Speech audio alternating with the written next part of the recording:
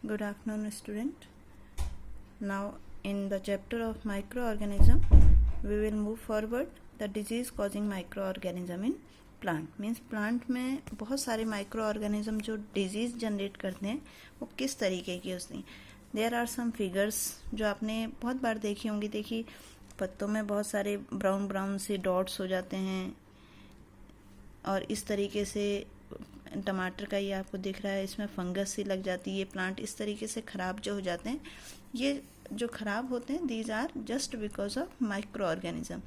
Several micro organism cause disease in plant like wheat, rice, potato, sugar cane, orange apple and other. These can be controlled by using some chemicals. Pesticide आपने सुना होगा कि दवाइयाँ डाल देते हैं plants में, पेस्टिसाइड डाल देते हैं जिससे कि ये माइक्रोब्स मर जाते हैं और उससे जो है वो प्लांट्स में कोई भी इस तरीके की डिजीज़ नहीं होती है. इसके बाद नेक्स्ट इसमें यहाँ पे आपको बहुत सारे एग्जांपल्स दिए हैं कि plant these are plant disease किस माइक्रो ऑर्गेनिज्म से होती है, मोड ऑफ ट्रांसमिशन कैसा है. जैसे पहला है सिट्रस कैंकर. ये जनरली सिट्रस फ्रूट में होता है. इस तरीके से देखिए जो लेमन है, लेमन के बाहर बाहर ऐसे ब्राउन ब्राउन से डॉटेड हो जाते हैं. किसकी वजह से होती है? बैक्टीरिया की वजह से. Rust of wheat. जो वीट के प्लांट्स होते हैं, प्लांट के वीट्स में ब्राउन ब्राउन से आपको पत्तों के बीच में इस तरीके से लाइंस दिखती हैं, फंजाई की वजह से होता है. Mode of transmission is air and seed. Yellow veins mosaic of भिंडी. भिंडी यानी कि ओकरा प्लांट, उसमें जो उसकी लीव्स होती हैं, उसकी लीव जनरली सारे प्लांट की लीव ग्रीन होती हैं, उसमें ब्राउन ब्राउन सी इस तरीके की लाइंस आती हैं. ये वायरल डिजीज़ है और इस तरीके से ये होती है. मैं इसकी पिक्चर भी आपको भेज दूंगी. इसके बाद नेक्स्ट आपका इम्पॉर्टेंट टॉपिक है फूड प्रिजर्वेशन. आपको पता है फूड स्पॉइल हो जाता है, और स्पॉइल किसकी वजह? स्पॉइल मीन्स ख़राब हो जाता है. गर्मी के दिन में बहुत जल्दी ख़राब हो जाता है. आप कोई भी सामान, फूड आइटम्स पका हुआ अगर फ्रिज के बाहर रखते हैं 2-3 घंटे तक तो वो ख़राब हो जाता है. उसको हम कहते हैं स्पॉइल्ड फूड. और वो स्पॉइल किसकी वजह से होता है? माइक्रो ऑर्गेनिज्म की वजह से. अगर उसको हम फ्रिज में रख देते हैं तो माइक्रो ऑर्गेनिज्म प्रोड्यूस नहीं हो पाते हैं और फूड जो है वो स्पॉइल होने से बच जाता है. Food is spoiled bye micro organism. Spoiled food has bad smell and bad taste and it can cause food poisoning. For example, आप आटा है, दूध है, गर्मी के दिन में 2 घंटे उसे आप बाहर रख दो, या सब्जी बनी हुई सब्जी है 2-3 घंटा बाहर रखेंगे तो थोड़े टाइम बाद क्या होगा, उसमें से स्मेल आने लगेगी, उसका टेस्ट ख़राब हो जाएगा. लेकिन अगर आप फिर भी उसको खा लेते हैं तो ऐसी पॉसिबिलिटी है कि उससे फूड पॉइजनिंग हो जाए. फूड पॉइजनिंग मीन्स हो सकता है वॉमिटिंग, लूज मोशन, इस तरीके की डाइजेस्टिव प्रॉब्लम्स हो सकती हैं.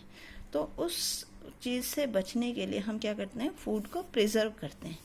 और फूड प्रिजर्व करने के हमारे पास बहुत सारे तरीके होते हैं, जिसमें पहला मेथड है केमिकल मेथड. केमिकल मेथड जैसे आपने आजकल देखे होंगे, बहुत सारे फूड आइटम्स हैं जिनको हम बहुत टाइम तक स्टोर कर सकते हैं.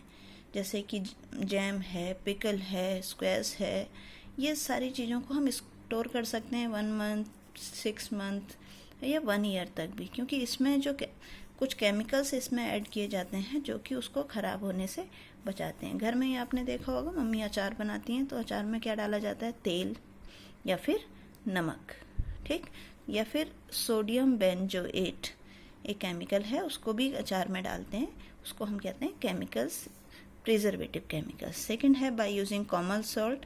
अगर किसी भी चीज़ को आप घर में थोड़े टाइम के लिए स्टोर करना चाहते हैं, नमक डाल के आप उसको स्टोर कर सकते हैं. By using sugar.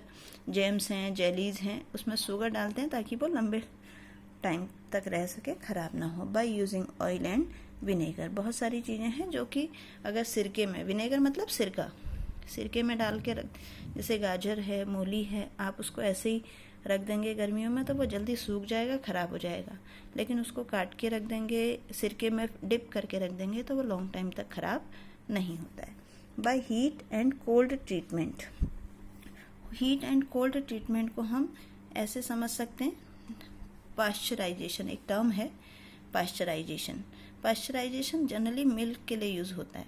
इसमें हम क्या करते हैं कि मिल्क को बहुत हाई टेम्परेचर तक हीट करते हैं, 70 डिग्री सेल्सियस 15 to 30 सेकेंड, और उसके बाद उसको तुरंत उसको हम ठंडा कर देते हैं, जिससे कि क्या होगा, हाई टेम्परेचर पे तो माइक्रो ऑर्गेनिज्म प्रोड्यूस नहीं हो पाएगा, और जैसे हमने उसको ठंडा कर दिया बिल्कुल, तब भी उसमें माइक्रो ऑर्गेनिज्म प्रोड्यूस नहीं हो पाएगा, क्योंकि माइक्रो ऑर्गेनिज्म के जो प्रोड्यूस होने का टेम्परेचर है वो होता है अराउंड 20 डिग्री से 35 डिग्री सेल्सियस के बीच में।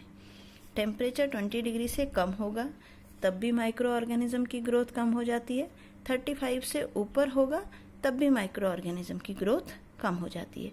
तो इसीलिए हम क्या करते हैं, पहले मिल्क को हीट करते हैं, इमीडिएट उसको कूल कर देते हैं, उस प्रोसेस को कहा जाता है पाश्चराइजेशन। ठीक है, और ये मिल्क के पैकेट के ऊपर लिखा होता है ना पाश्चराइज मिल्क, तो ये सारी चीज़ें जो हैं ये यूज़ होती हैं किसके लिए, फूड आइटम को प्रिजर्व करने के लिए, इनको कहा जाता है प्रिजर्वेटिव। ये इस तरीके से बहुत सारे फूड आइटम्स आपको इसमें दिखाए हैं जो कि फूड को प्रिजर्व करने के काम आते हैं। इसके बाद लास्ट आइटम आपका इसमें है नाइट्रोजन साइकिल। नाइट्रोजन साइकिल क्या है बच्चों, नाइट्रोजन साइकिल है कि किस तरीके से जो एटमॉस्फेयर में नाइट्रोजन है वो अर्थ की एटमॉस्फेयर में एडजस्ट होती है, क्योंकि नाइट्रोजन, फ्री नाइट्रोजन का कोई भी यूज़ नहीं है, ना ही प्लांट के लिए ना ही एनिमल के लिए, लेकिन उसके कंपाउंड इतने इम्पॉर्टेंट होते हैं कि उसके बगैर ना प्लांट की ग्रोथ हो सकती है ना ही एनिमल्स की ग्रोथ होती है। ये आप साइकिल को समझो बेटिए, ये है एटमॉस्फेरिक नाइट्रोजन, यानी जो एटमॉस्फेयर में नाइट्रोजन प्रेजेंट है कितनी, 78%। ठीक, लाइटनिंग फिक्सेस नाइट्रोजन, जब बहुत तेज बारिश होती है, लाइटनिंग होती है, तो उस समय ये नाइट्रोजन जो है नाइट्रोजन के ऑक्साइड्स में बदल जाती है, पहला तरीका।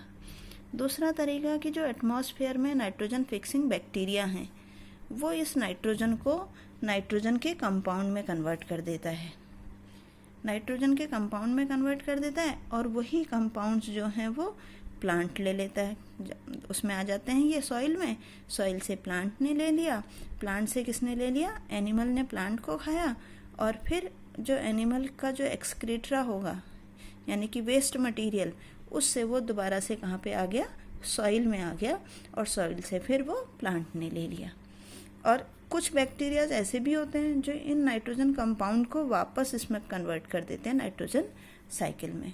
तो ये पूरी आपकी नाइट्रोजन साइकिल है कि किस तरीके से नाइट्रोजन हमारे एटमॉस्फेयर में सेफ रहती है।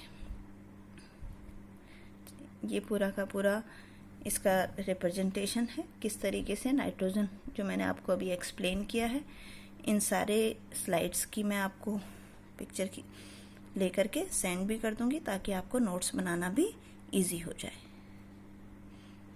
और फिर इसके बाद कल हम करेंगे इसके, मैं आपको कुछ क्वेश्चंस भेजूंगी और अब आपको इसके नोट्स बना करके क्वेश्चंस करने हैं।